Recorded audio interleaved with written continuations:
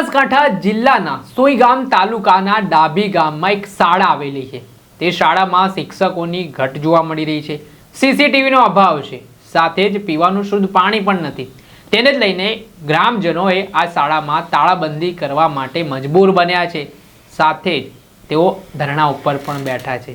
ત્યારે હવે શિક્ષણ મંત્રી કુબેર ડિંડોરને આ મામલે જાગવાની જરૂરિયાત છે, કેમ કે તેઓ દ્વારા દાવાઓ તો કરવામાં આવે છે, શિક્ષણને લઈને પ્રવેશ મહોત્સવ તો કરવામાં આવી રહ્યા છે, પરંતુ આ હાલત છે ગુજરાતમાં શિક્ષણ વ્યવસ્થાની। શું છે સમગ્ર મામલો, વિગતે વાત કરીએ આ વિડીયોમાં। વૈષ્ણવજન તો તેને કહીએ જે પીડ પરાઈ જાનાને રે। નમસ્કાર દર્શક મિત્રો, નવજીવન ન્યૂઝમાં આપનું સ્વાગત છે। હું છું ફૈઝાન।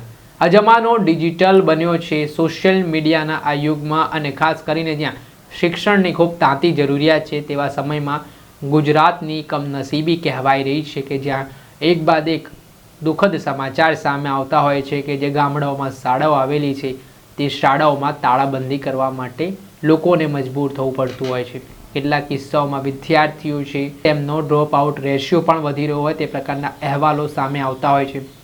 પરંતુ તે વચ્ચે બનાસકાંઠા જિલ્લાના સોઈગામ તાલુકાના ડાભી ગામમાંથી એક અલગ જ પ્રકારના દ્રશ્ય સામે આવ્યા છે। જે દ્રશ્યમાં ત્યાંના સ્થાનિક લોકો છે, ગ્રામજનો છે, તેઓએ શાળા બહાર ધરણા કરવાની નોબત આવી છે અને શિક્ષણ વિભાગનું તેમના દ્વારા ધ્યાન દોરવામાં આવ્યું છે। જેની પાછળનું કારણ છે, હવે જે ડાભી ગામમાં માધ્યમિક શાળા આવેલી છે, તે શાળામાં પીવાનું શુદ્ધ પાણી નથી, ત્યાં સીસીટીવીની કોઈ વ્યવસ્થા નથી, એટલું જ નહીં શિક્ષકોની ઘટ જોવા મળે છે। એટલે હવે શિક્ષણ મંત્રી કુબેર ડિંડોરને જાગવાની જરૂરિયાત છે। એક તરફ એવા દાવાઓ કરવામાં આવે છે ગુજરાતમાં શિક્ષણ વ્યવસ્થાને લઈને તમામ પ્રકારે ગુજરાત સરકાર સુસજ્જ છે, ઘણા બધા બેનરો આપણે જોતા હોઈએ છીએ, શિક્ષણ ભણશે ગુજરાત, આગળ વધશે ગુજરાત, પરંતુ ભણાવવા માટે શિક્ષક તો હોવા જોઈએ, તેને લઈને એક મોટા સવાલો ઉઠી રહ્યા છે અને તેને જ લઈને જે ડાભી ગામના લોકો છે તે રીતસરના ધરણા ઉપર ઉતરી ગયા છે। તેમના દ્વારા જે માધ્યમિક શાળા આવેલી છે ત્યાં તાળાબંધી કરવામાં આવી અને જે તેમની અલગ અલગ માંગો છે તે માંગો જ્યાં સુધી પૂર્ણ નહીં થાય ત્યાં સુધી ધરણા પ્રદર્શન કરવાની પણ વાત કરી છે।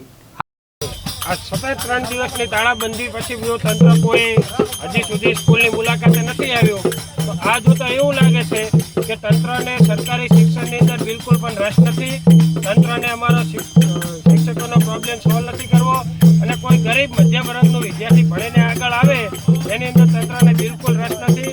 સ્કૂલને બોર્ડની એક્ઝામની 2 મહિનાની પણ વાર છે, ગણિત વિજ્ઞાનના શિક્ષક નથી, શિક્ષકોની ઘટ છે, બોર્ડની અંદર સ્કૂલનું પરિણામ નબળું આવે અને આ સ્કૂલને કેવી રીતે બંધ કરવી એના એ જ કામ કરી રહ્યું હોય તંત્ર એવું લાગી રહ્યું છે, જેથી કરીને પ્રાઇવેટ સ્કૂલોની અંદર વધુમાં વધુ વિદ્યાર્થીઓ જાય અને ગરીબોના વિદ્યાર્થી ના ભણી શકે। આ જોતા તો એવું જ લાગી રહ્યું છે કે તંત્રને સરકારી સ્કૂલ ચલાવવામાં કોઈ રસ નથી। હાલ અનેક પ્રકારના સવાલો જોવા મળી રહ્યા છે।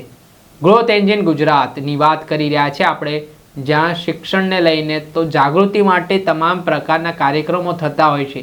થોડાક સમય અગાઉ શિક્ષણ વિભાગ ગુજરાત સરકાર દ્વારા પ્રવેશ મહોત્સવ જે વિદ્યાર્થીઓને શાળામાં પ્રવેશ કરાવવામાં આવ્યો હતો, પરંતુ હાલની જે પ્રવર્તમાન સ્થિતિ જોવા મળી રહી છે કે કેટલીક શાળાઓ જે ન માત્ર બનાસકાંઠા પરંતુ ગુજરાતના અલગ અલગ જિલ્લાઓમાં છેવાડાના ગામડાઓમાં આવેલી છે, ત્યાં હાલ શિક્ષણની સ્થિતિ એવી દયનીય બની ગઈ છે કે એક શાળા ઉપર શિક્ષકોની આ શાળાઓ ચાલે છે અને કેટલીક શાળાઓમાં તો શિક્ષકોની સ્પષ્ટ ઘટ જોવા મળી છે, છતાં પણ હજી સુધી જાણે કે સરકારની ઈચ્છા શક્તિનો અભાવ મામલે જોવા મળી રહ્યો છે। જે અનોખો વિરોધ અને જાગૃતતા અહીંયાના ગ્રામજનોની જોવા મળી રહી છે તેને પણ કાબિલે દાદ છે। હવે જોવાનું રહ્યું કે આ મામલામાં શિક્ષણ વિભાગ સફાળું જાગે છે ને બાળકોના ભવિષ્યને લઈને ચિંતા દેખાડીને કોઈ પ્રબંધ કરે છે કે પછી આવી જ રીતે માત્ર આ સમાચાર બની રહેશે, તે જોવું રહ્યું।